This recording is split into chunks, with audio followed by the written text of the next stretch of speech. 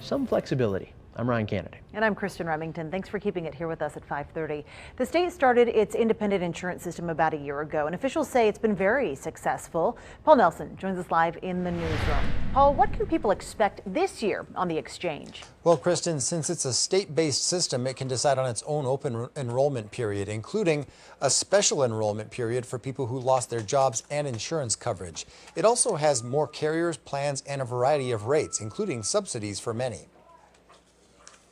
Nevada HealthLink started operating in 2013, and it's gone through many changes since then. Perhaps the biggest happened last year. That's when it separated from healthcare.gov and started its own state-based system.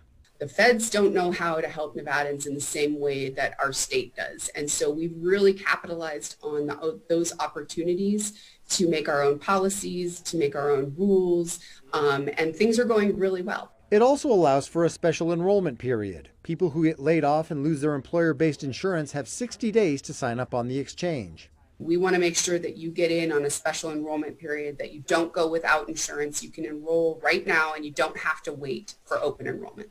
About 11% of Nevadans don't have health insurance. That number is expected to rise, so people may turn to Medicaid or the exchange. And that has a lot to do with the pandemic and the fallout as a result of all of the unemployment from that. 2 more insurance companies and 5 total will offer policies on the exchange during open enrollment. Just a few years ago, 14 counties were on the verge of losing an insurance carrier. Today, each will have at least 2 to choose from.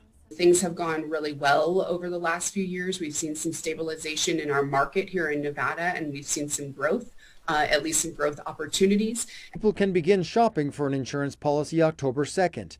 That gives them a month to get ready for open enrollment. We want to make sure that we're catching people and preventing them from going uninsured, because there's no worse time to have no insurance than in a pandemic. Open enrollment begins November 1st and ends January 15th. That's 1 month longer than healthcare.gov offers. Korbulik says most applicants will qualify for subsidies and some won't even pay anything at all.